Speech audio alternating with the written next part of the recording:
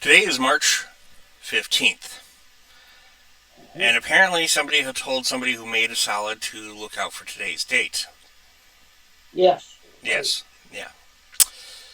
And especially if your name is Caesar. Don't have a salad. Yes. He was a pain in the back. Anyway, my name is Kevin McCall. I've been a friend of Dave Arneson for a long time without realizing who he was or his history.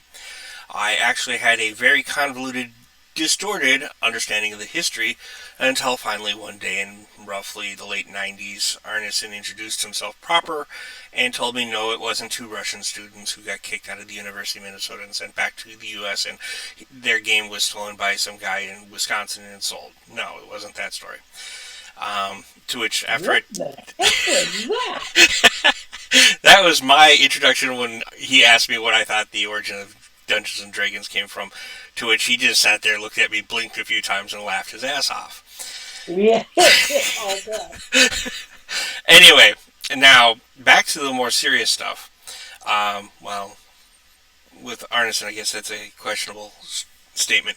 The history of role-playing games has a long myriad of paths it took, but it was multiple tracks of different things occurring all at once, and it required one person to kind of pull it together. But it was multiple people pulling many ideas together and coming up with new ideas in general.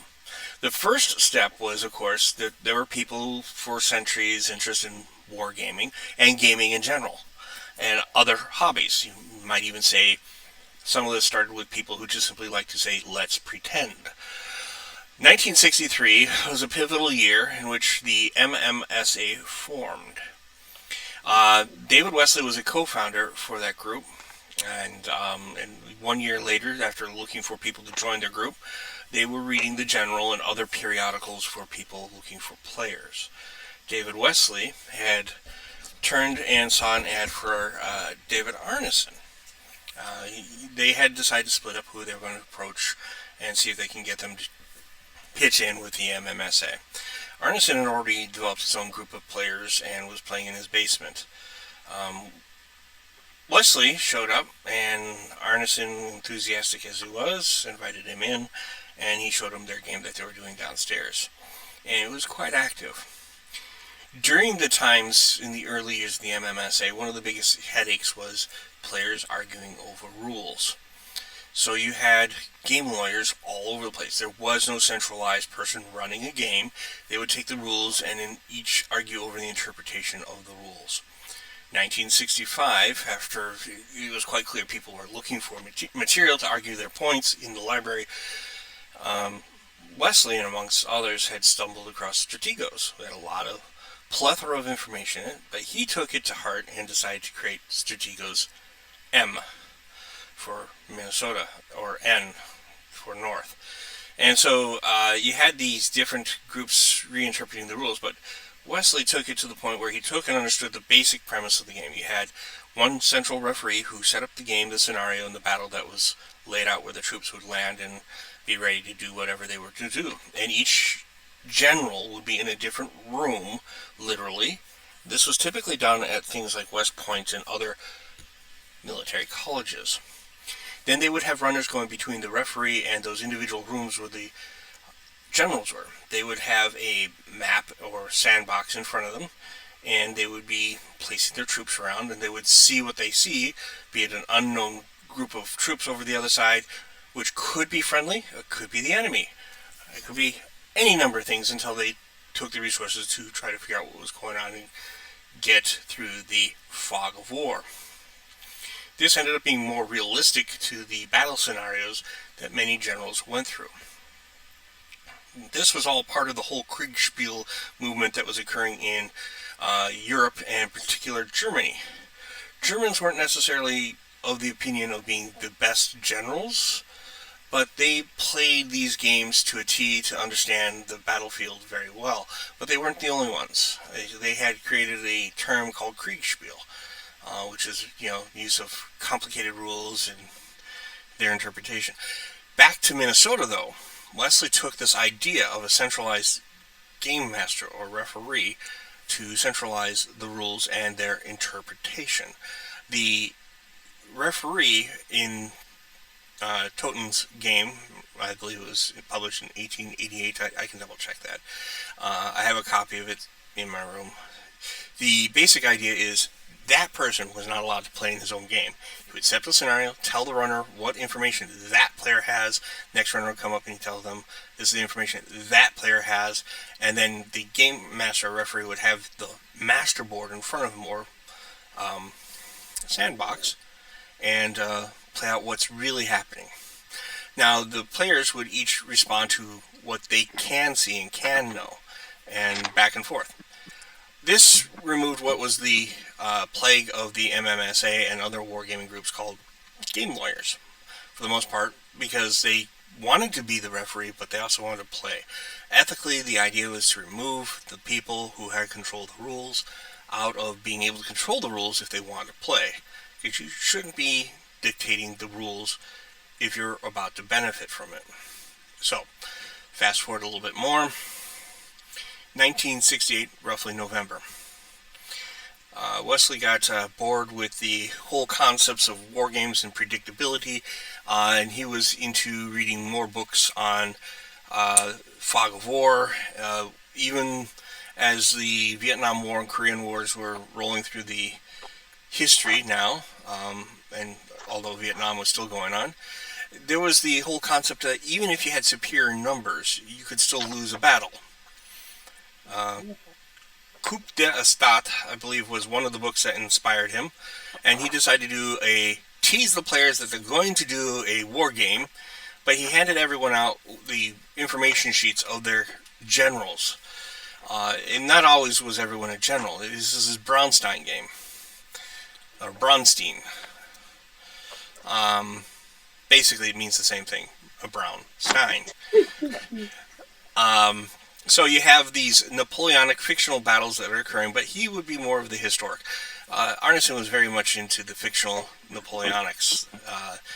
History didn't necessarily play out the same way. You could have battles in the whole history of Europe changed. This was not as heavily liked by many of the more historically accurate-minded wargamers. So you have Braunstein going on.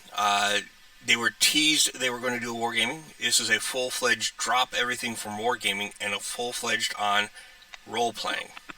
It isn't role-playing games as we know it today, but it isn't proto. It is full-on role-playing. There was actually planned no combat. There was war figures in the background ready to go when the game comes up. Wesely does a better job at describing. I actually have a video of that on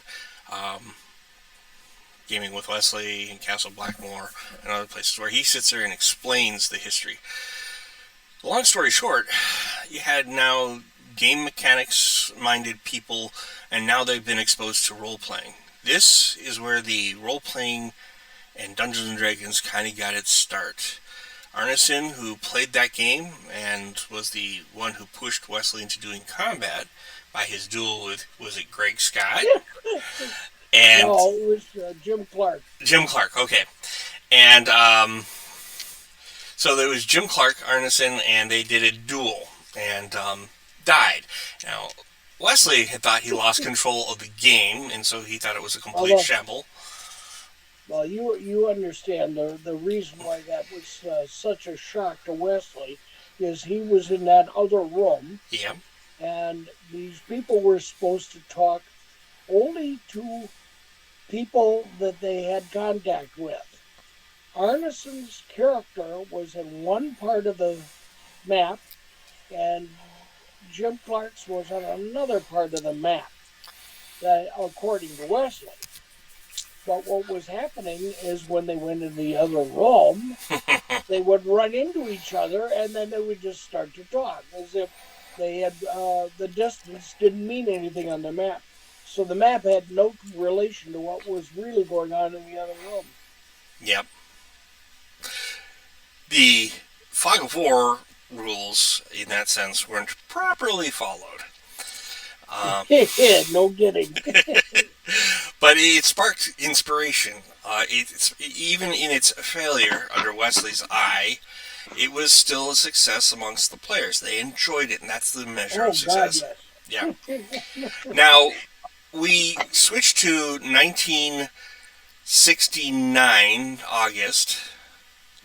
I believe you and Arneson and Gygax started talking about forming a medieval fictional wargaming group in which it would have a fictional map and it'd be set in a medieval type level technology and setting.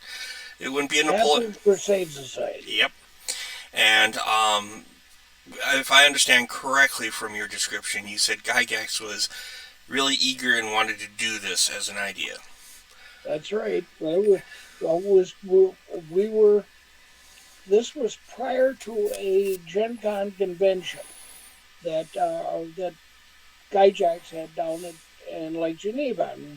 And I met Dave, and he says, let's go over to Gary's house. And we went over to Gary's house, and we were sitting down there in the basement, and we were talking about all the possibilities of war games.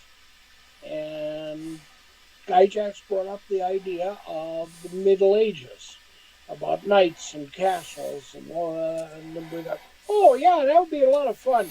And so he said, well, we'll get together every Gen Con and we'll do a medieval battle. That'll be fun.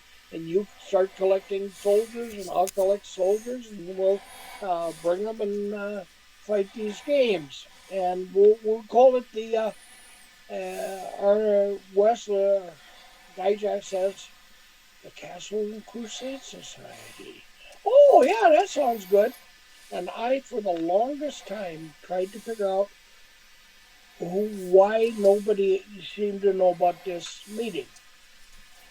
Yeah, you got mad at me at one point about it, and I'm like, I don't know. Well, there were only 3 people in this meeting, and I tried to find somebody else that was there, but there isn't. And both Gary and Dave are gone, so I'm last man standing. Yeah, and I will point out that you were, when that whole thing set up, the one in charge of the Blackmoor Castle, and Arneson did that.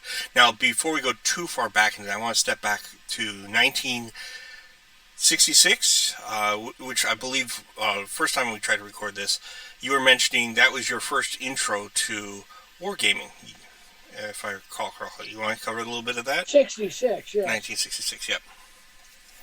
Mm-hmm. And you went to England. Yep. And you said you were playing a game in which the person doing the war game had individual troops with individual commands and individual movements. Yep. Yep. And so, we were all, we had regiments of individually standard figures. And there was a table, and we moved at rate, realistically, around this map on the table. There were buildings there, and there were cannon that would shoot the buildings, and the buildings would start on fire. It was marvelous. I just loved it. Well, I know that you had mentioned the individual movements. Now, this is an interesting point because one concept had come up, which was the what was that skirmish battle set of rules with the gentleman who also attended the same college as Wesely? Do you recall? Oh, you mean Corns? Corns. Yes, they had a skirmish set of rules. It had rules for individual, Corns, individual communication between each other, but it wasn't necessarily wargaming. And I know from talking with Wesely, he never met the gentleman, even though they attended the same college. But a lot of people were experimenting with wargames. It's not unbelievable that such concepts came forward. And it would be like you're doing the game in 1966. Sorry if I'm leading the question. The 1966, you had individual units. Did any of them have verbal communication or could send orders, or how was that type of thing? Oh, yeah. Okay. Well, what we had to do is we had aide-de-camps. We'd have a figure that was our general. He was on the field. And if I wanted to send a message to a unit on the other side or another commander, I would have to write the message and I would put it with the figure, and then the figure would move just like all the rest of the things would move. And they didn't get that message until that messenger actually got to them. Okay. So we did have skirmish rules with communication occurring. Oh yeah, there was communications, but when you could talk to somebody if you're right beside them, but otherwise it was all written. Now I know And that that I know with one thing that was revolutionary in the 1968 November Brownstein game, and Wesely did 4 different iterations. They were events. It wasn't serial. It wasn't continuous. Each one was a different setting, a different whole situation. His was you had a background story to your character, a short paragraph or two. Actually, from what I'm seeing, it's a lot longer than that, but it gave you a basic idea of who you were, where you stood in the city, what kind of goals you had set up, and that the main weapon was talking at that point. It was literally walking around and talking, role playing the part. You had a mental structure based upon your background to some extent. It wasn't big like some people walk in with 500-page novels these days. I exaggerate. I do apologize. But it was enough to get you in the mindset of what was going on. Then you had goals, and then you had a description of your character, what they had, what kind of stuff they had going on, and where they were setting. So you had a situation, a background, and a goal. So future, past, and present. When did you bump into Arneson for the first time? Do you recall that? Okay, well, like I said, the about '66 in the fall, I came back from Europe, from England, and in 19, I think 64, 65, the Parade magazine and had a picture of these guys playing this war game. And so I knew there were war gamers around. So I dug up that article and found the name, and I contacted David Wesely. And he says to me that there was a what they called a general meeting, and we would get together at somebody's house, and he told me how to get there. So I went to this meeting, and one of the fellows I met right there was Dave Arneson, and he and I got so excited about talking about war games, we sat down and we spent the entire night talking about all the possibilities of war games. I do have a quick question regarding this. You said you went to England in 1966, or is it, Right, or is it right. earlier? And that was your first game, or because if you met with Wesely in 64, 65, I don't, we can always double check the date. But No, I didn't meet them then. okay, but you saw I the met them in article. '66, but I saw the Okay, article. It was in the Parade magazine. In fact, you can get the date. Wesley has a copy of it. I have a copy of it. right. So we know exactly when that happened. But it was after that magazine that you met with them. Yeah, Okay, correction it was noted. after '66 when I came back from England, Uh, having played one game. yep. And do you recall that was in the fall? Do you recall roughly what month ish? Well, probably somewhere August or September, somewhere in there, because I went back to college after that. Okay, back then that would probably be late August, if I recall correctly. All right. Okay, and then a couple of years later, we eventually have Brownstein. Um, and you met with Arneson at that time too, correct? Right. I met Arneson in '66 at the meeting. When I came back from and and I'd been playing with Wesely and Arneson since '66. Okay. Long in the tooth on that one. Cool. That's right. Yep. Right. Then in 19 again, we'll start again. Recap. 1963, we have MMSA. Right. 1965, we have Strategos. Mm-hmm. 1966, your trip to England, where you had your first war game. And then in the fall of 1966, you saw the Parade magazine. You were curious. You reached out to Wesely. Wesely brought you in. You eventually met up with Arneson, and you've been playing with him off and on ever since then. Um, Yeah. okay. Uh, 1968, you had the Braunstein, and I'm trying to think what else. Oh, you were going to the Lake Geneva events, Yeah. uh, and that was starting, was it 1968 or 69? I think it was 69, if I'm correct. I'll double Well, the check. first, I don't know when the first one was, but we went, yeah, probably 69.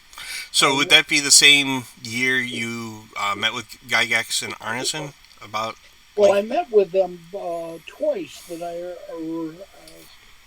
have a rough remembering. The first time I went and Dave introduced me to Gary. The second time is when, so that would be the second year I went there. okay. So if I went in 68, then it would be 69. If it was 69, then it would be 1970. I can't remember exactly when. I would think it would be 69 when you met him for that second time. Yeah, From yeah, the times that we've talked about trying to get this timetable correct. yeah, All yeah. right. So you met with them. This is the point in which Gygax pushes a medieval setting. Um, That's right. Yep, yeah, and there was no talk of fantasy. It was just, let's do wargaming, but set in the medieval times. And yep, everyone that's was right. still thinking wargaming. Nothing else was on the radar. Um, and but I mean, you guys were still playing other games. I mean, Yeah, clearly there are other games from the photos of everything that everyone was doing that I've seen all over the board. So a lot of different levels of thinking on game mechanics. yeah, Now, but at this point in 1969, a year earlier, you have the Bronstein game. Bronstein. Now, Wesely had gone through 4 iterations of the game. Each one is slightly different. This set the, shall we say, broke the dam in terms of thinking about different ways of doing games. You're expecting one thing, and then suddenly you get introduced to another in the middle of the game. Um, Duane Jenkins. When did you first meet him? yeah, man. Jenkins, uh, he was living in the neighborhood. I can't remember. I was in high school when I met Jenkins, and we played all kinds of those war games because he was the one that found the Avalon Hill games. And when he'd get a new Avalon Hill game, he'd call me up and he said, "Hey, I got a new game. You want to try that one?" So we played, and on and on and on. We played Avalon Hill. We played everything Now you said almost. yeah, I hate to interrupt, but you said in high school, or Yeah, what yeah. year would that be roughly? Well, I graduated in '64. Ah, so before 1963. Yep, yep. I would say closer to 60. And let me see. I can do a little bit If of you graduated in math here. 1964, that means in Minnesota that's like 3 years back from that, so it's 1960. Let me see. Eight. I would be 18, so it would be 10 years before that. Yeah, it could be a lot sooner than that. So 64. Yeah, I would say some early in the 1960s. I can't give you the exact date, but at least 60 to 61, 62, I met Duane. Okay. Uh, Now, well, wait, now here's an idea. Uh, do you know when the first version of Gettysburg came out by Avalon Hill? not a clue.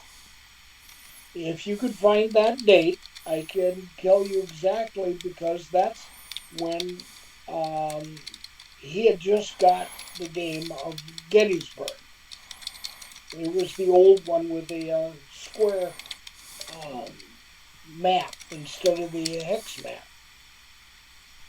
So it's old. That's when I got to know him. Hmm. That was the game, and that is really dateable. Got it. Now, bringing back to Dwayne, Yeah, and I know from talking with Wesley and others that Dwayne was one of those people who you'd hand him a 500-page book, and he'd be done with it probably Oh midway God, through yeah, the day and yep, he comprehend got it. every aspect of the book. Oh yeah, It oh wasn't like yeah. he was just glancing through it. He literally devoured information. I See, I was a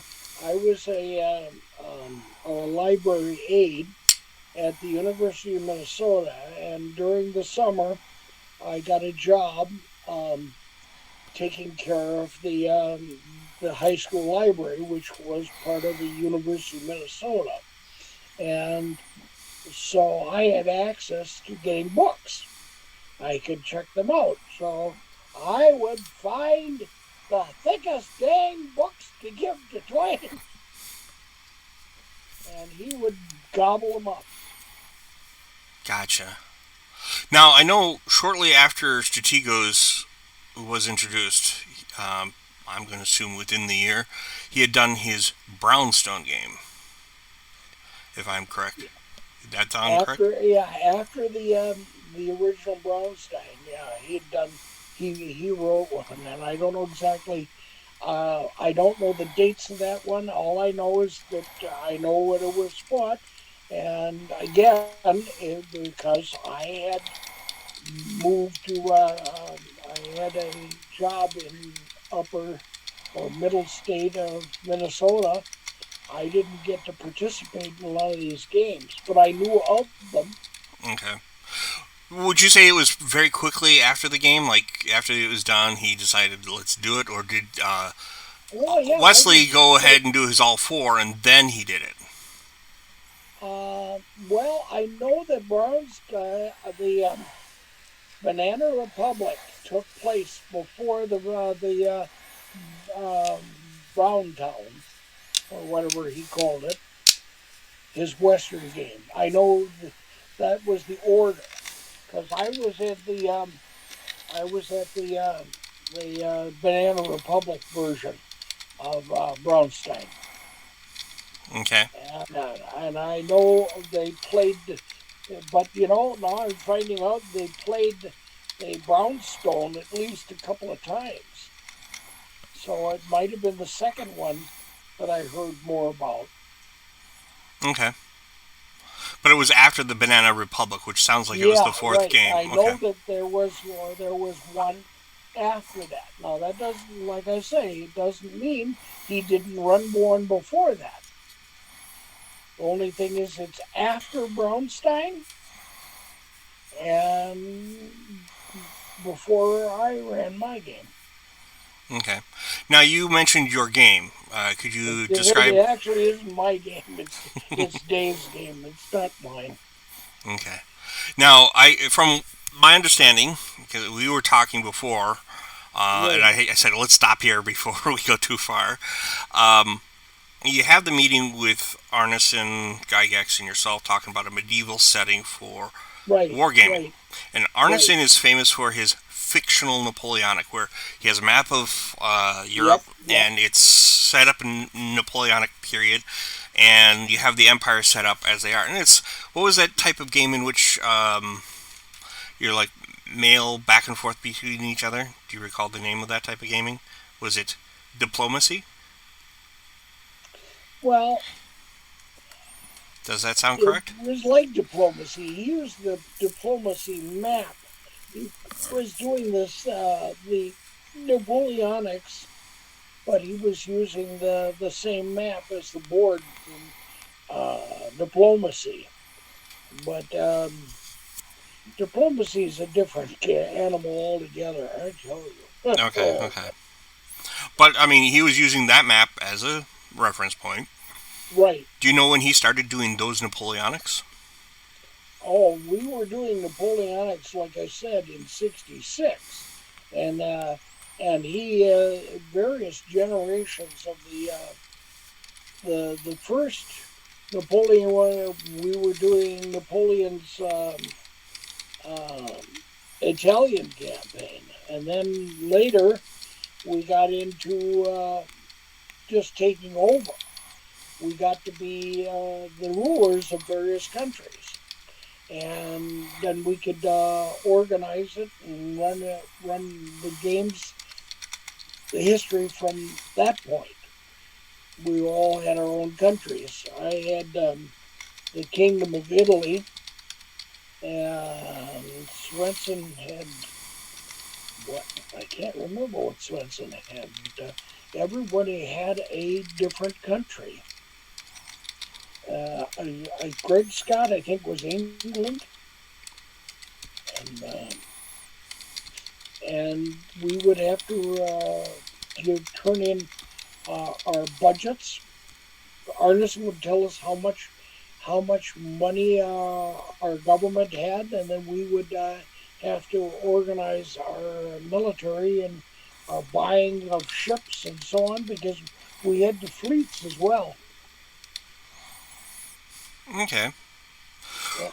Then, let's say, back to what we have here. Swenson, Yeah. Swenson is a good guy to talk about because he absolutely loved that the budgeting.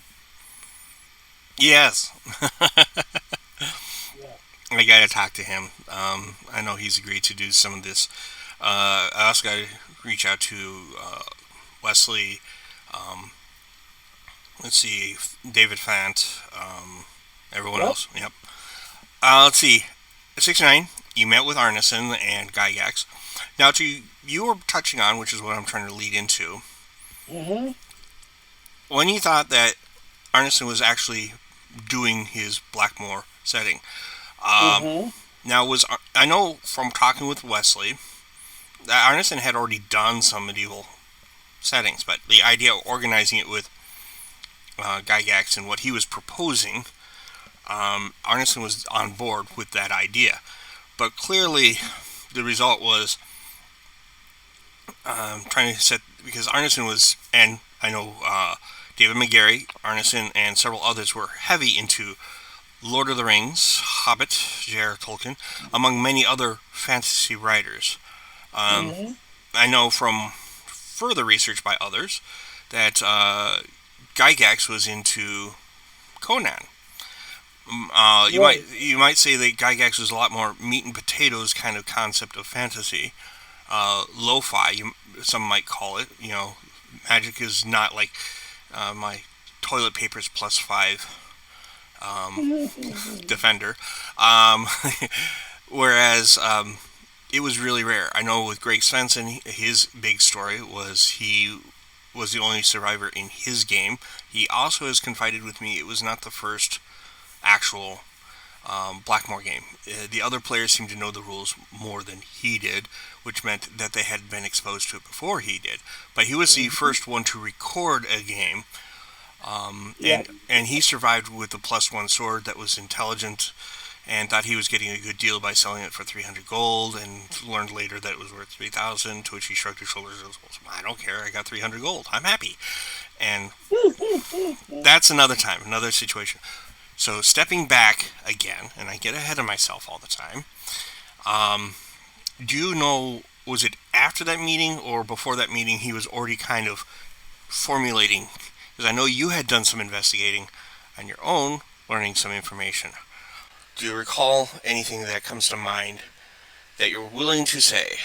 Let's put it that way. When Arneson started playing D&D, Blackmoor, for lack of a better word. I'm going to consider everything here as part of the whole creation of it was D&D. after the battle that I fought, and like I said, I was outstate, but I would come home for Christmas vacations. Do you know when that was? And when I came back for Christmas vacation, Yeah. and this was after the battle I fought. The battle you fought. What battle is this? Jenkins, the one that the medieval role playing game that Arneson created for the Dungeons or Castle Crusade Society, and we fought that battle, and I got my job, and I went up to be there, and I got a long distance call from Arneson, and he asked me if I would let Jenkins take over the castle. Mm-hmm. And I said, well, sure. I've been playing with Jenkins for years, and let him take it. Fine with me. So Jenkins took over. I come back at Christmas time, and Jenkins tells me a story about something had broken its way into the dungeon under the castle, and he had to go down to find it. And Before we so get too far, Hoyt, I hope you don't mind. Because you're getting really deep into the story, and I know the audience is going to hate me for doing this, and I even hate myself. Okay, we're hating you. Yep, yep. Trying to rail it back in because the last time we did this interview, we got too far afield before we could get an anchor point. So this was Right. after the 1969 August meeting with you, Gary, and Arneson, correct? Right. And when we came back from that, Arneson created a role-playing diplomacy or Brownstein type medieval setting that he wanted to play at my house. Okay. That's what I did, and that would have been 69ers. They're about 70. Okay. Would you say it's the winter break of 69-70? Yeah. Okay, that matches up with the other information that we have. Yep. Okay. And then when Jenkins took over the castle, was that in the spring or when was that? What now? Jenkins goes into the castle. See, I was working. So Yeah. I'm But up north. my question is, when Jenkins took over the castle and you left, do you recall, was that still during that break? No, he did not. He did not take it when I left. And See, when Arneson called me and asked me, I'm already gone. I'm up north. And I get a long distance call from Arneson asking me if Jenkins could take over the castle. but when was that? Do you recall? Well, it would have been either it was either the fall of the year that I got the job or the next year, and I'm not sure. I think it was that first year. First So year. that would be around 1970 or 1969. Yeah, right in the fall of there sometime. Okay. Because when I came back at Christmas time, Jenkins is telling me about the dungeon crawl he did. Okay. Okay, that clears things up. So 69, you had the meeting, and then you think in the winter of that period that you there was the medieval Brownstein game that occurred, and were you present during that game? No. That fall is when Yeah. I did that medieval Brownstein. Ah. That was before I left. That was the last war game I did before I went to my job in northern Minnesota. And that was still a war game, or was that already Yeah, introducing? it basically is a war game, but it has a lot of it's role playing because every player is a person, Okay. and they have X number of stuff, just like Wesely had worked that out. You may not have understood that, but Brownstein, everybody had a certain amount of troops that they were going to be able to use. What Wesely wanted to do was to preface the game and get everybody lined up as to what they were going to do and when they were going to do it in the battle. All right. Now that So was when you it left. became Was the game itself just became the setup.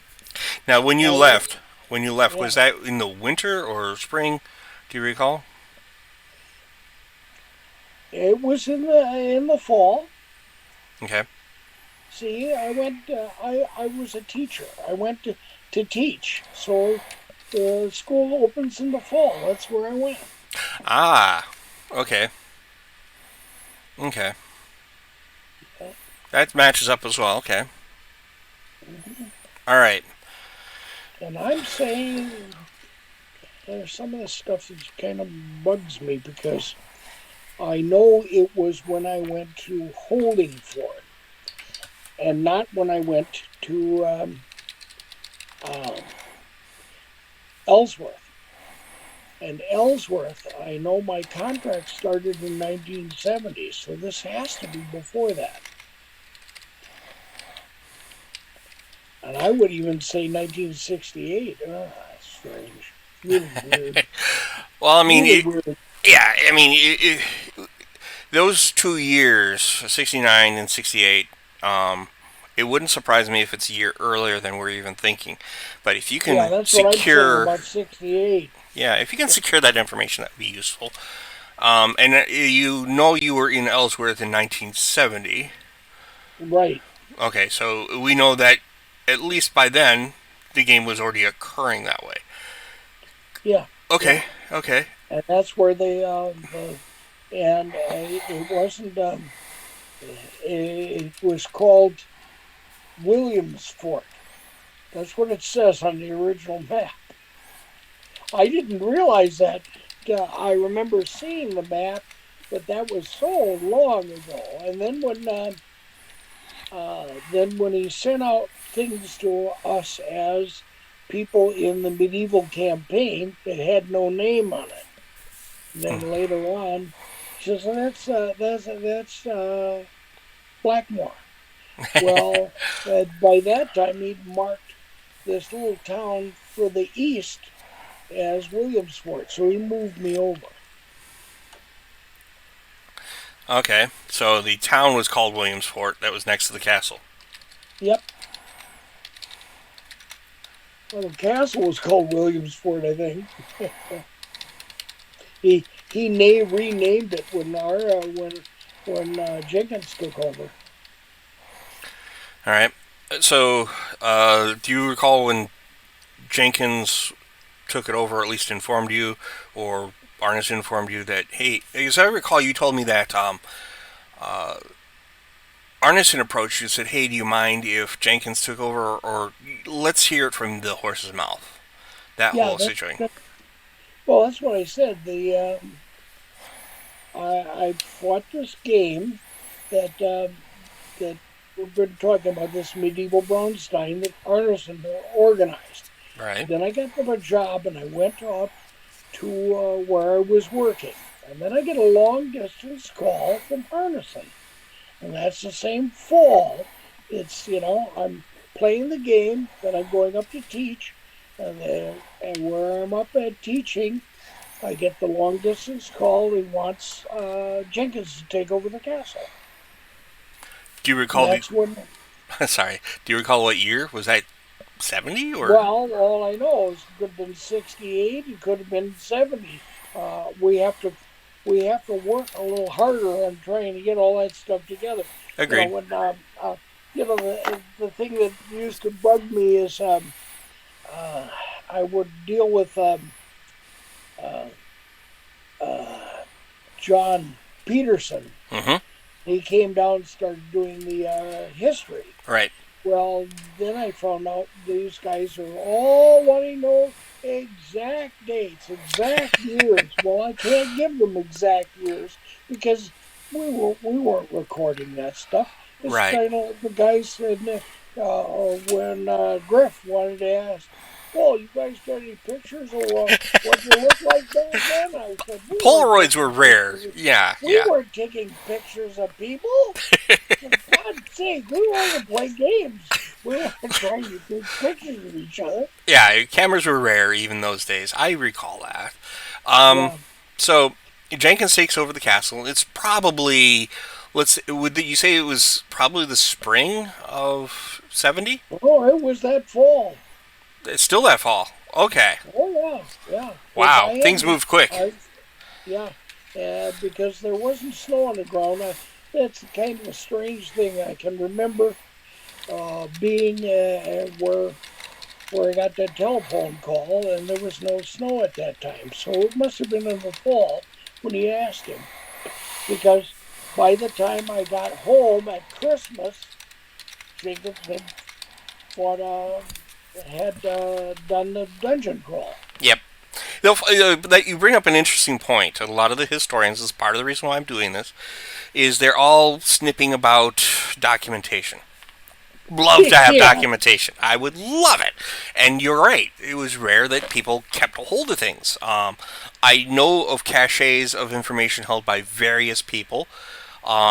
They are still in negotiations, sorry, the various people to let those things fly, shall we say. Um, Now, some of the stuff, the reason why I'm recording this is at least as long as you have the memory of what you've got. It gives an anchor point for us and others to do their research. I'm not going to say it didn't happen because we don't have the documentation. I'm going to Hey, say yeah. See, that's yeah. I'm going to Well, say it's something that needs to be investigated. If we can find proof one way or the other, or correct our information, yeah. we can then go, okay, well, the memory brought this up, and that might match I up do with another. have. I do have the. I did the contact to find out when I worked Yeah, on Holding Fort, yeah, so we can at least find that date. good, good. Get that. We'll let that out into the world, and that will help narrow down what was going on when it happened. Now, I know that you brought up John Peterson, researcher and Mm-hmm. such. Um, And Yeah. I know that Wesely had given him uh, to see the corner of the tabletop, which contradicted some of his early work. And Peterson, that's another thing, griping about definitions.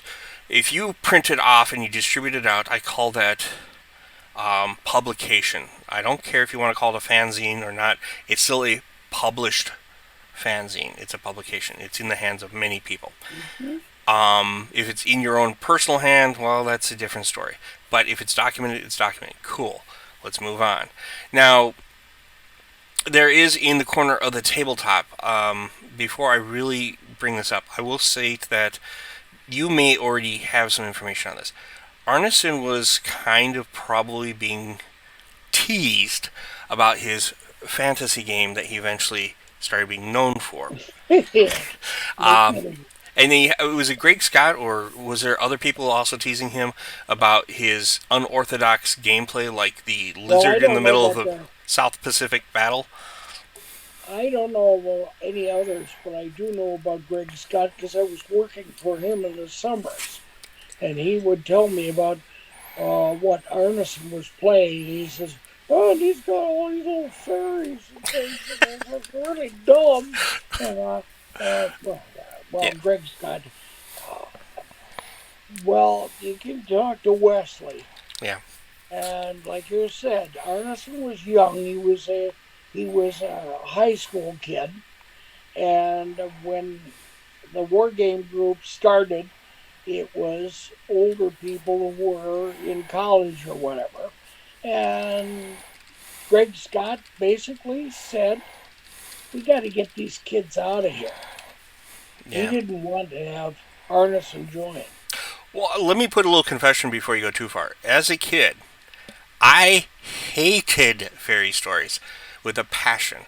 Um, so I understand Greg Scott's attitude. I was into sci-fi. I was into the Bionic Man. I was into Star Yep, Wars. I was into Star Trek. All right. I was into yep, grounded, believable. It's measured with sure. science kind of Well, thing. yeah, Um, but he wasn't trying to get the fantasy out. right, right. He wanted Arneson out because Arneson was young and he Mm. didn't have any time for kids, as he called them. So that brings up an interesting point, though. He was still teased about it, right? Okay. Oh yeah, All right. when the game started, when he started using the fantasy supplements. Oh yeah, what the hell's that? Oh, that's dumb. Well, I And have I to. thought to a certain extent I couldn't see how this would work. You know Yeah, and I how can. this thing would work. Yeah, I can see that And happening. but I go down 1974, go down to Gen Con, and again Arneson ran into me, and we go over to Gary's house and go down to the basement. And we're down there, and they're opening boxes of the second printing of the game. Dungeons and Dragons. And Arneson says to her, well, you want to buy one of these, don't you? And I said, we drove down there with a couple of idiots that kept getting picked up by the police, and we had to help bailing them out. Yeah. And so my money was dwindling, and I think I had about $25 for the whole weekend. Yeah, I remember. And I owed like $10 to buy this thing. Okay, so I bought it. I had a similar situation when the 3rd edition D&D came out, and he's like, you want to buy this as a Blackmoor supplement? And I'm like, I'm in college and scratching my head. I'm a late person to get into college. But yeah, you're right. But back to what I was trying to bring up, though, is he was being teased, right? Yeah. So in 1970 or 71, he finally puts out, 1970, Gygax, after you guys had the meeting that fall in 69, proposal for the medieval wargame group. 1970, July, Medieval Combat Rules was written in the Domesday Book, number 5. That's right, yeah. And I'm trying to remember, was it 71? Yeah, it's 71 that Arneson finally, was it 70 or 71? I'll have to double check. Puts in his corner of the tabletop his ad for the Medieval Braunstein. He finally felt brave enough that he had a critical mass of people to play the game. So you have that as the hallmark when... now, Wesely does admit he wasn't there during a lot of this going on. But he can point to that article and say, at least it existed then. It doesn't mean it didn't exist before then. So, and I know that when I spoke with Arneson, he had told me, because I asked him after he corrected me on the whole history about the 2 Russian students, about the origin of the game. And he said, well, I had already done the game. We had done some role-playing. He kind of explained Wesely a little bit. At that time, I was, it was kind of going over my head. But I was recording everything he was saying. And I know John Kentner was nearby and Megarry was nearby over at the Source Comics and Games as he was talking. And he says, I pulled rules out of anything that we did in Wargaming and other games. Oh, yeah. He even did paper, scissors, stone at one point, which... that doesn't surprise me. So he had a lot of complaints from players, and I know Wesely has told me about his complaint about combat rules and that they weren't all that organized, the combat side. But he had everything else organized. So he did pull from the Domesday Book, the medieval combat rules, the medieval rules for that, and used that for a while. And then he said after 3 times of trying to use those rules, because it's set for wargaming, where you one hit, you're dead. And that meant each troop dies. That was Bob Meyer. Yeah. Yeah, you mean I'm dead? What are you talking about? I'm supposed to be a superhero, Yeah. And truth, I mean, to Bob's credit, he had a good point. But at the same time, it was like... he was put off so bad from after that game that he quit gaming for a long time, as he explained. Yep, he did. Yep. But, I mean, Arneson took that to heart. He was listening to his players. He was going about and adjusting what he had for rules. So he realized that war games were set up to be lethal. That it was meant to kill off as many troops as you can to dwindle it down to the last man standing in the battlefield. And he started thinking about it and realized that after the 3rd game of trying it, as he puts it, I think he probably did a couple more beyond that, but 3rd sounds about correct. He gave up on it and came up upon his own ironclad naval combat game system and used it as a stand-in. He just simply adjusted, instead of ships with hit points, it's people with hit points. And he worked out many game mechanics, including experience points, because he realized, like, was it Mike Carr, who had his merit-based version of leveling? Yep. And then the fighting the skies. Yep. shout out for that. Arneson went one better. He said, well, let's say you don't make that meritorious goal, but you did a whole shitload more. Pardon my French. And you, yeah. So you did do a lot. So you did learn a lot. So he equated experience points. You've learned, you're growing, you're improving. You're on the way through the hero's journey to the next level to be better. So points were awarded for things. Now, he wasn't the one who pushed for gold pieces to be experience points. That was a Gygax thing, as I've learned from him and many others. Yeah. And so you have these different things being added into the game. So you have hit points, armor class, which was measured from his Ironsides. He also explained to me that the reason why it went down is because that's kind of how it went with his naval game. Now, the whole thing that brought him to even think about this was a communication between him and Gygax. Gygax and him were in pretty good communication back in those days. Now, he had been asked, hey, you've got a set of rules for naval combat, ironclads, as I hear from some of the other players. Can I get a copy of that? And as he was reaching out for it and realized, this could solve my problem too. So he sent off the ironclads set of rules, and it was between him and Mike Carr, who organized those rules. And then Arneson just adapted it to his medieval Brownstein, soon to be called Blackmoor, because everyone knew that the castle had the dungeon where all the neat things in. Now, that circles it back to Duane Jenkins. Okay. All right, so I know that's a circular whole situation, but back in the winter or fall of '69, when you're out of town, you hear about this whole going in the dungeon thing. Yeah. Okay, so it came in pretty quick and pretty fast. And even Greg Senson's game that he writes, he says was 69-70, the winter break therein. So this matches up with everything I have on documentation. Right. So you already had the role-playing games occurring before even really the combat rules came out in the Domesday book. Yep. And everyone Yep. keeps pointing to chainmail, and Arneson totally chafed at that. He goes, no, it didn't start with that. It did have an important effect in the history of games.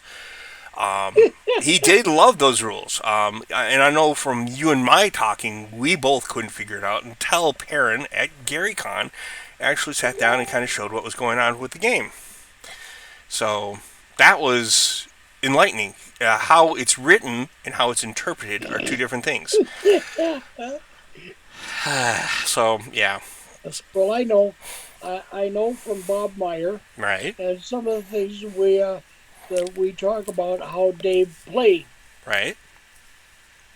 That he was, like you say, experimenting. He was trying different combat systems, and he didn't tell anybody. Right.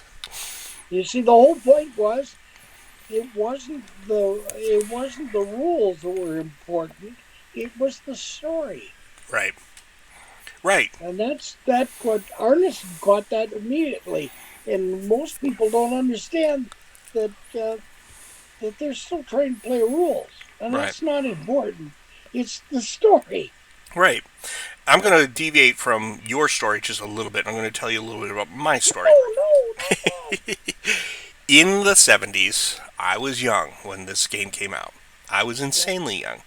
Matter of fact, I kept trying to hide the recommended age to play the game from my parents and everyone else.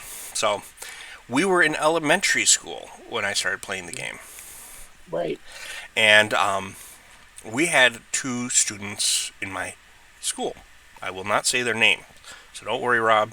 Don't worry. Yeah. Anyway. Don't worry, Reed. Don't worry, Rob. I won't say your name. But they had written a game in which it ran on the Apple, and it would play Dungeons and Dragons for them. And then they would be in school. Their computer would be running all day, playing their characters and leveling up. Yep. So you have something that's crunchy mechanics of game mechanics. This is relevant to today's gaming. Right. And at one point, one of them was 6,000th level, and the other one was a Googleplex to the power Googleplex to the power Googleplex, and everyone else is looking at each other going, what? And then they try to argue that it's playing their character, it leveled them up, it's all following the rules. They were actually approached by Apple at one point. And Apple turned down when they realized they had to negotiate with TSR. I don't know the result of that. All I know is they didn't get published. But they had some pretty powerful characters, and here I am without much in terms of that. So, long story short, that's not Dungeons and Dragons. That's not Blackmoor. The game battle mechanics is not the game. I'm circling this back. Right. And it's not the battle mechanics. That's a tool within the game. That's right. And the game itself is the interaction between the game master and the players and the setting and situation you're in. The battle mechanics, and like Wesely would say, is the rolling of the dice is to have an injection into the game that divorces the preconception of the referee and the players from the result. So that's the whole function of battle mechanics and crunchy game rules. And I kind of forgot where I was going with this. But anyway, the long story, again, Duane in 1969, winter 70, tells you about the big battles. Greg Svensson has his winter break game in which he joins in and tells his story where he got his +1 sword that was intelligent. Then later on, by the time the combat rules come out in July of 70, because they were doing this without the rules yet. Arneson was using other rules to do their version of the Lake Geneva game in Minnesota, because they didn't have the rules yet. I know this because also Arneson gave me that information. Now, I can't wait to see John Kentner's videos again, but he has interviews from everyone during this time as well. It's best to compare and contrast even what I'm doing with everyone else. So, we have medieval combat rules finally printed out, and later that year or a year later, you have it listed in the corner of the tabletop. 1972, that's an important year. David Megarry and David Arneson are communicated to by Gygax and asked about their game. Yeah. And The two games. yeah. Well, at first, as it is understood when I talked to both of them, and the story may change when I finally interview Megarry, is they didn't understand what he was talking about initially. They just heard the dungeon game, and Megarry's game was, as I understand it, called Dungeon. Right. And so they headed down thinking that this is going to be a proposal to show Gygax their dungeon game, because I know that they were moving to try to get that published. Yep. Megarry had already got some rejection letters, I think including Hasbro, Parker Brothers, and others. Yep. I'll reconfirm that when I talk to him. But it was an exciting point. They go charging on down. They meet up with Gary at his house. Rob Kuntz, Dion or Terry Kuntz, and Ernie were there. I think, and I'll find out later, and this is something for other researchers to look into, is Don Keyes, is that his name? Yep. Okay. Probably pushed Gary to approach Arneson. So they first showed off the dungeon game, and apparently Gygax had said, no, this is good, this is fun, but it doesn't match up with what I was hearing. And they both looked at each other, Arneson and Megarry, and go, thinking that, oh, you might mean the game I was doing. And so they do their game, and the entire weekend they played the game from beginning to end.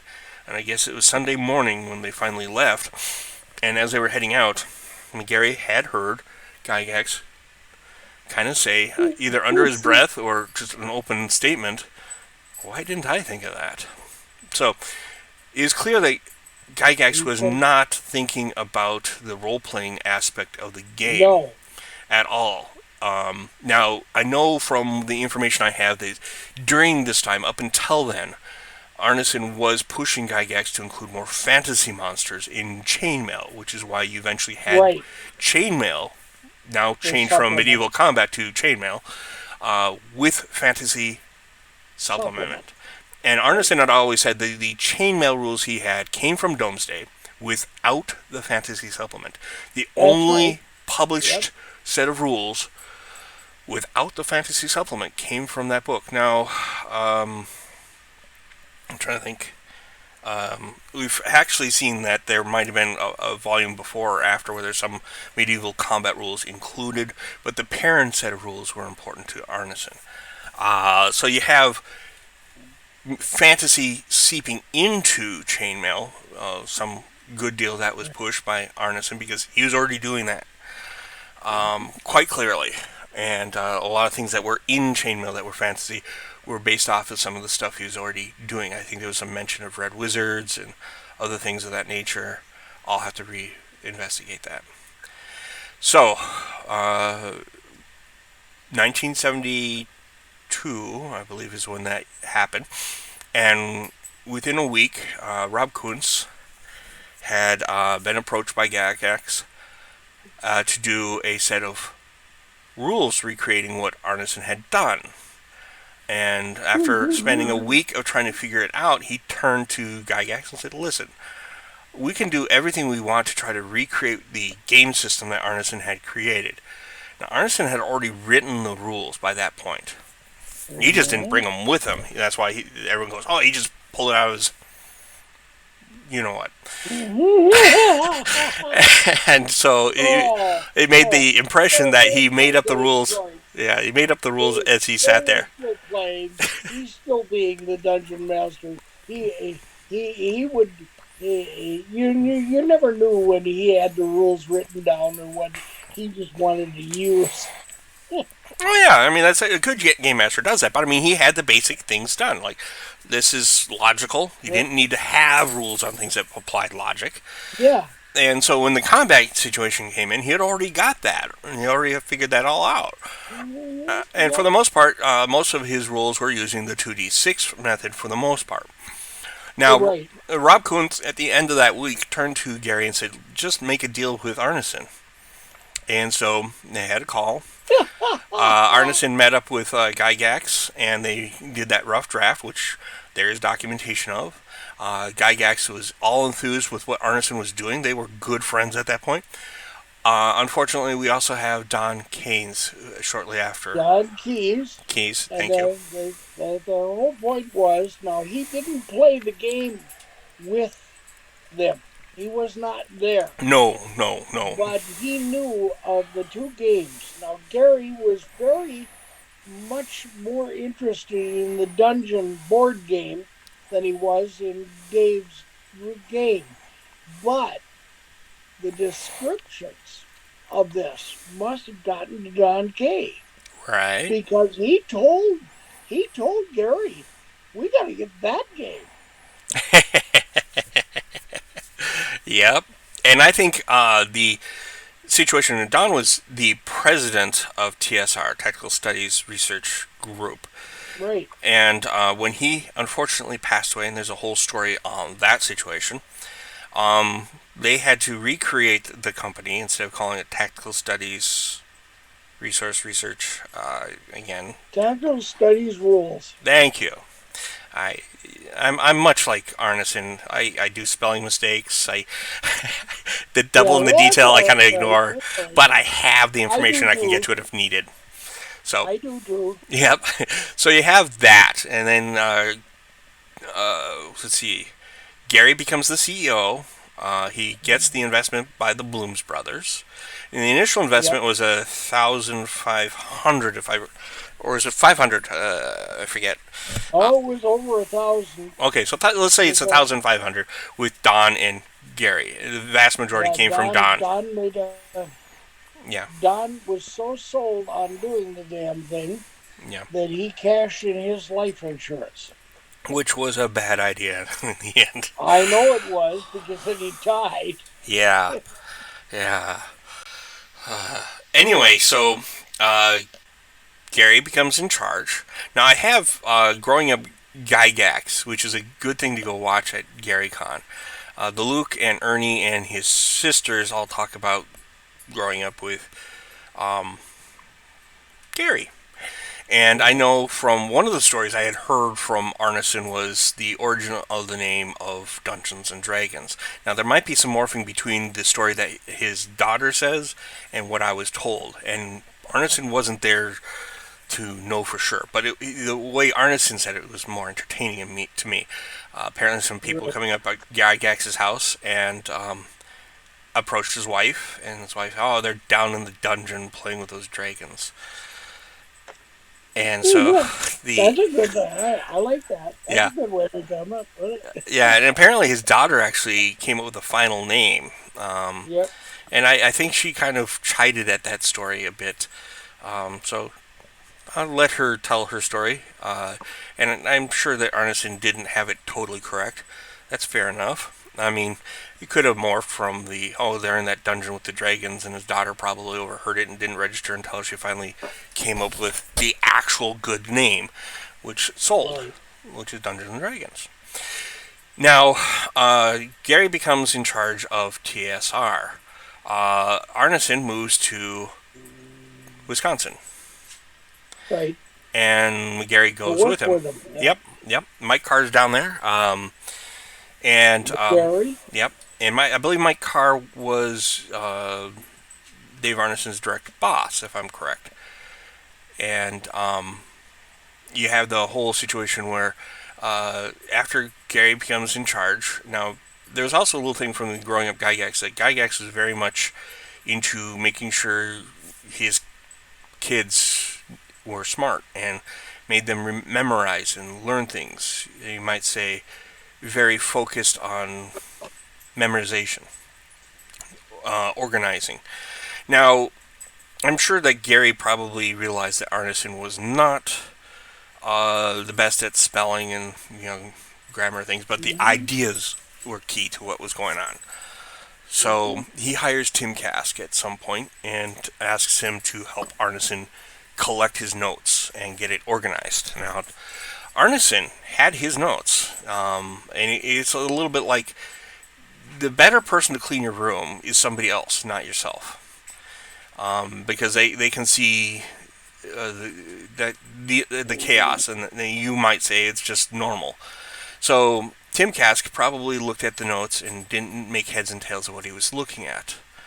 I mean, you can hear him in his own interviews saying how he hated trying to organize Arneson's notes. Yeah. I'll let him speak on his own behalf on that. Well, that's normal. I mean, after Yeah. all, with the first reactions most people had to the original set of Dungeons and Dragons. How does this thing work? What is this? Yeah. How does it go? And so we had to dig all over the place. And the one point that I made off right over is there's no index. How the hell you find anything? All right. Now I know that's a situation in which got a bit complicated. Arneson, knowing that he worked well with his friends here in Minnesota, kept trying to reach out to his friends to help him get things organized. I know for a fact that Rockford helped him quite a bit. So did Gail Gaylord. Right. And Gail helped type it up, and Stephen Rockford helped edit it. Matter of fact, there's some discussion about the yeah, and there's some discussion whether "Here There Be Dragons" was edited by Rockford. I know in private conversations he talked about the different sections in which he helped edit. Now, the final thing that was found from M.A.R. Barker's estate, I do know that Arneson gave him a copy of the pre-published rules. That's So right. it wouldn't surprise me that those are actually from Rockford's edits. Now, it could have been cut and paste into a different form, but if Arneson gave him a copy of the pre-published rules, it makes sense that's what that is. And Victor Mayman found them and he said, "You see, Yeah. Barker wrote it." No. He said, "You damn well I know." So, Arneson has gotten chewed out for not being very good at spelling and other things. Heck, I'm sure Arneson would have flied like crazy. When that all situation came out, there's a whole video on that by another called Delver, I believe, in which he goes over his getting fired. Now, Arneson came up to Minnesota. Gygax tried to renegotiate the contract that they had originally said, which they would both share co-creator on the game, because Gygax fronted the money, Arneson brought the idea. That's right. You got it. Not only that, but he did a certain amount of editing. I mean, there is. That's what Kuntz did.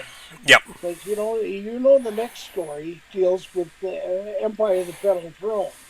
Because I found a marker and brought the Empire of the Petal Throne to Gygax.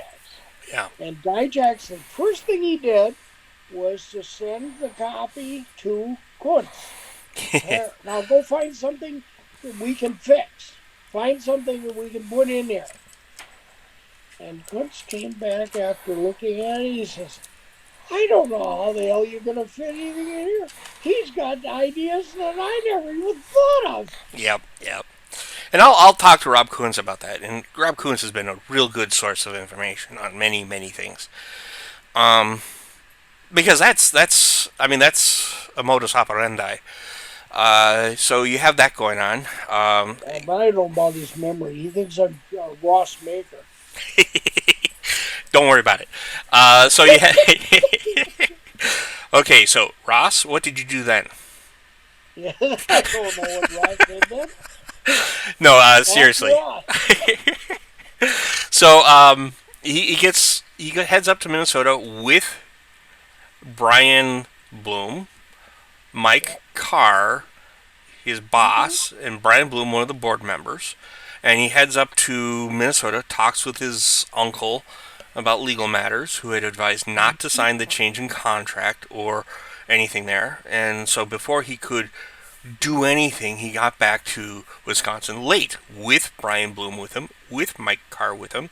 Yeah. Now, if it's true that Arneson was a contractor, you can't dictate the working environment somebody's in under a freelance contractor set of rules, labor rules.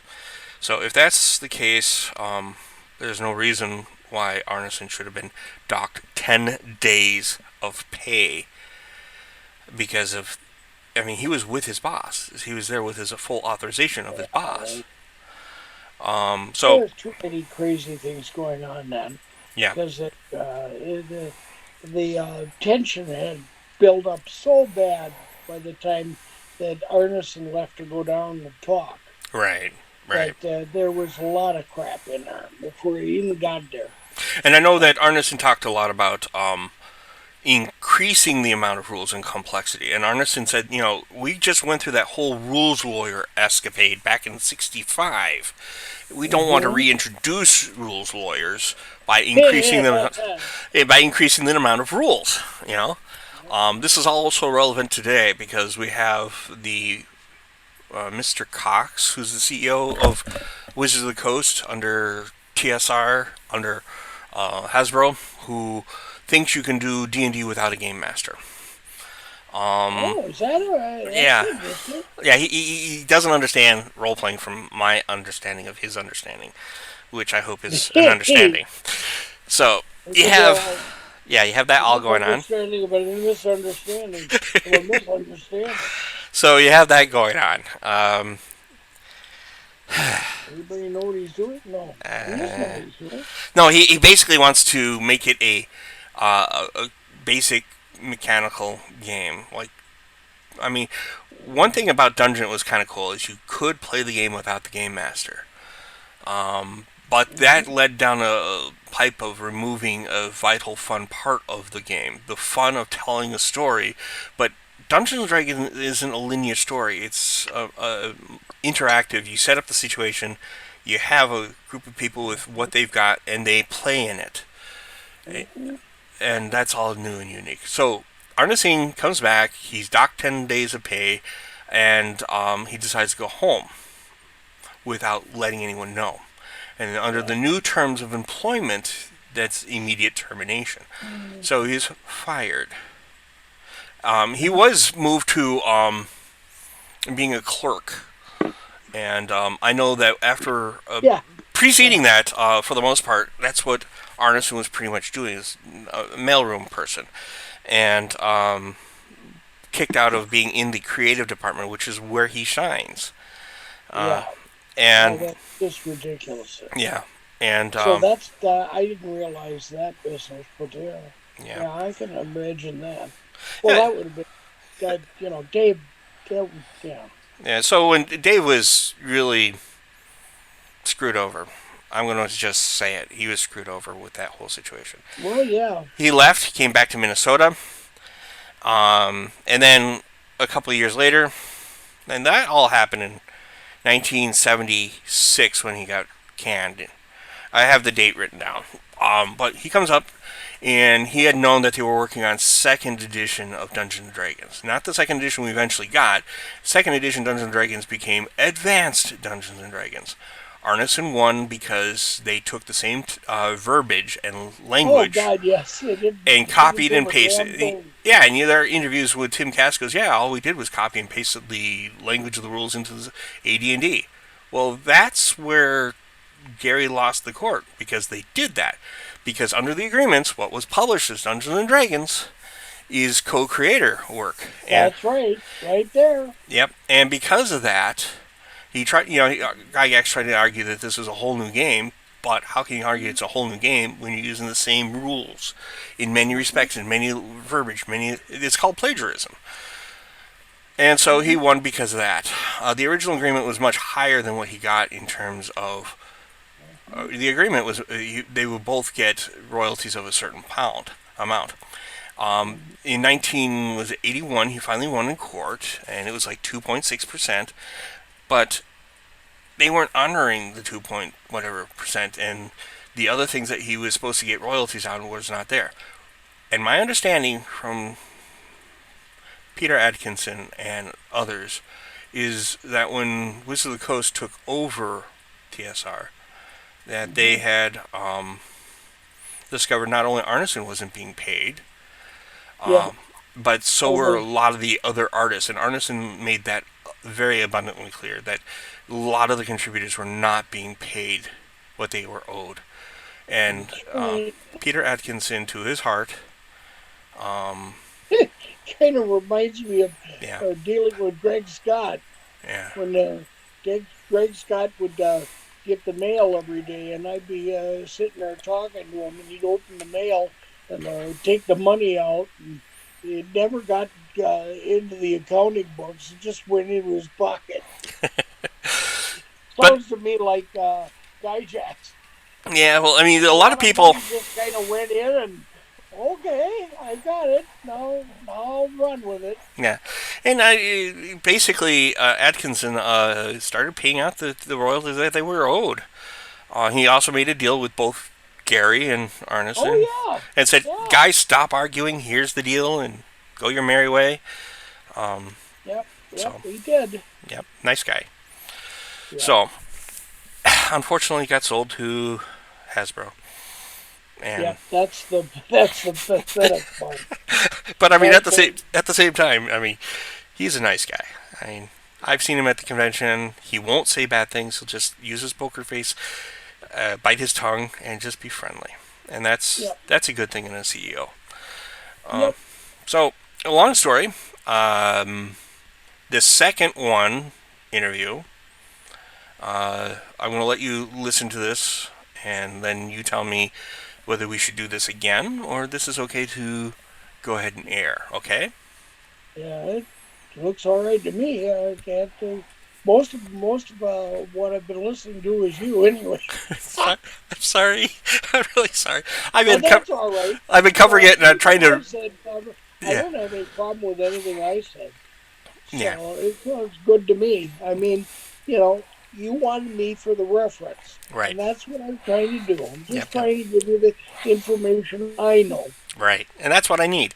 The next interview, we'll go over this one more time as we narrow down some stuff. No, not one more time. Oh, okay. And then the another interview will be off the record interview, which means we interview, you say things, anything you want, and you give me the conditions when you would want this released, that kind of thing. So this is all going to be. I'm going to let Megarry see and hear some of this too, and others. I'm going to put this on YouTube, if that is okay. Yeah, that'd be fun. Okay. Yeah. All right. So, Oh, by the way, yeah. did you know that my world that I created after I started playing D&D is now available? You can, yeah, it doesn't cost anything. It's just a download. Okay. Yeah. So if you want the maps of my world, you can find them. If you give me those links, I'll make it as part of the post on YouTube. Okay. And I'm also going to. I'll have to find that yet. But he said he was going to send me the link, so Okay. I'll send you the link when I get it. Okay. Sure. One last thing before we end the interview. Sure. I'm going to. We are collecting information. We're making a database of stuff that we've collected. These are things that are not part of any shared or published materials, and which is under somebody's copyright. This is just stuff that's in the public domain. Right. Such as Corner of the Tabletops, which is an interesting story. As I understand, yes. I want to make this stated. You gave your complete copies of Corner of the Tabletop to John Peterson? And I gave him a set. okay. And he was to And make I have a copies set. of this and send you the I copies. still have copies of it. Oh, okay. Did he get you the copies that you gave him? Nope. Okay. These are copies of my copies because I had multiples. I Okay. had multiples of it. Okay. And I gave him a set Okay. of what I had. Okay. Well, I'm gonna make And, I'm gonna make what I'm gonna make what I have as copies available, yeah, good and idea. and I'm gonna make anyone who wants to contribute to this effort. This is a group effort. Everyone will have their own folder. You tell me what you want to share and what you can share, and there's going to be a big, huge. Oh, by the way, Yeah. my friend Michael in New York found the court transcript. Yeah, he handed that information to me, and I immediately rifled out to the archive. Did Yeah. did you find the letter in there where they cut my royalties? I got the entire thing, and Yep. their stuff would only There's stay a up there for letter to 1 month. me from Gary Yep. about cutting my royalties.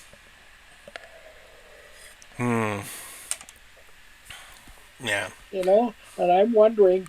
Well, of course, you see, the thing is, Barker and Gyjax had a falling out, and so I don't know whether I ever got all of the royalties, but they tried very desperately not to sell it for a period of time, and Barker got it back from them because of that. Yeah. Now that's going to be another one I'd like to do is your knowledge of M.A.R. Barker. But Yep. let's do that another day. We can do that. We can do that. Okay. Yeah, so let's plan on that. And like I said, I'm kind of doing a plug for our project, which we're making it open to other researchers, as long as you also help contribute to it. And again, Sure. you can contribute. Let me know what I can put out to everyone else to see. And you put that link on there, and I'll give you other stuff too. Yeah. okay, I've got a lot of stuff on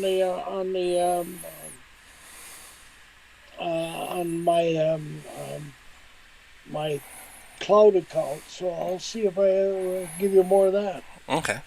And I'm working with Nathan and many others, including Michael. And there's a lot of people who've got this information. They are doing this on their own free time and on their own time. That's right. I don't see an ability to make money off of this research. I just want to clear up the history. And I do apologize. This is my first time doing an interview. Well, actually, technically it's the second because the first one... yeah. Anyway, so please, I apologize as an amateur interviewer. And that's all right. All right. We have fun.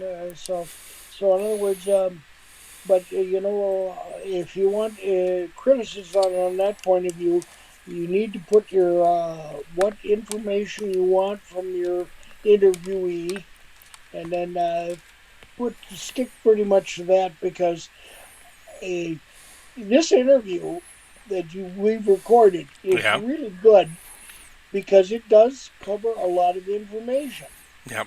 but it covers a lot of your information as well as mine. Yep. And I don't see anything wrong with that, because your information is important too. I do want to cover one last thing before I end this. Okay, what's that? Okay. Now, you also have Nicholson and Snyder's Yep, entry yep, into the whole world. There's a right. little bit of information there, and I'll try to get more there.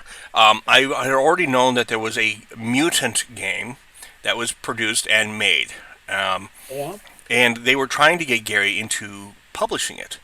I'm trying to remember if that was Nicholson or Snyder who did that. Who did the Star Probe and Probably Star? was Schneider. I think it was Schneider. Snyder did the mutant. Okay, then Nicholson must have Yeah, done the Star Probe Star and Empire. then we get Jim Ward coming up with Metamorphosis and Alpha. Yeah, and I kind of sit there and I've talked to Ward a little bit about that, and Ward did ask me, well, my game is the first science fiction fantasy role playing game, right? Yeah, And I said, well, technically M.A.R. Barker is, because his is technically a sci-fi world. It's not a magic world. It has that's right. fantasy elements. Now, I spoke really quick, and Ward was kind of like, I understand. I I gotta also, talk to him. I may see Ward down there at Gary Con. I want to talk to him he's a nice guy. because I did. I've done so much research lately about EPT, and in one of the novels, he tipped his hand, and now I know where the magic comes from in EPT, Yeah, and it ain't magic. right, right.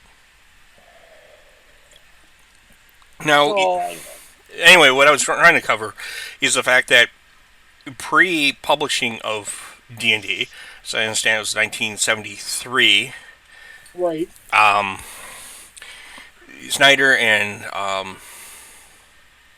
Nicholson had, and there was a whole bunch of stuff I learned from you guys at GaryCon, where you realized you're all living in the same house or apartment at various points in time, the different people here in Minnesota, and didn't realize it until you guys started talking to each other. There was Blackmoor is set in a star system in Star Probe Star Empires. And on the official map, and I think Svensson has. yep. Okay, I remember that. yep. Yep. You talk to Rockford. Rockford goes, "Yeah, I was like the Battlestar Galactica running away from everyone else." Right tank fleet running away from everyone else taking over the galaxy. Yep. And so you have. Arneson always had the concepts of science fiction is the highest level of magic. So you have like the whole battle with not Duane Gaylord, Pete Gaylord comes in with his elephants into England. And Megarry had been given a sheet of paper, told that he has this. And Arneson didn't quite tell him that his druid was actually a Federation officer who got stuck back in time with a phaser. So you have these elephants charging in and attacking Oh yeah. England, and Yeah. Gaylord was getting pissed. He's like, "What the?" And his elephants disappeared left, right, and center. And he's like, "I don't get it. What the hell is going on?" And Yep. and they're just kind of giggling in the corner. And you also have things like a South Pacific Sea battle, apparently, World War II, and a giant lizard crossing the Pacific Ocean, and everyone was smart enough to keep away from the lizard. Gee, I wonder what that was. Yep. Right. Arneson, Yep. Arneson was full of imagination. Oh Full, yeah. He would always do that stuff. yes, and then you have funk, and then you have the whole, what do they call it? The Orkian Way. Uh, The Oregon way. Yeah. and you had all these goofy. You know about Fred's Dungeon though? There's 100 levels, and it's all furry. Yeah. But I would learn from Arneson that the whole concept of having a Coca-Cola machine in the middle of a dungeon or a toilet, from modern days was not unexpected, and everyone just knew to keep away from it if they saw something like that. Yeah, someday I should tell you about going through a Barker's EPT world and running across a very ancient desk. Yeah.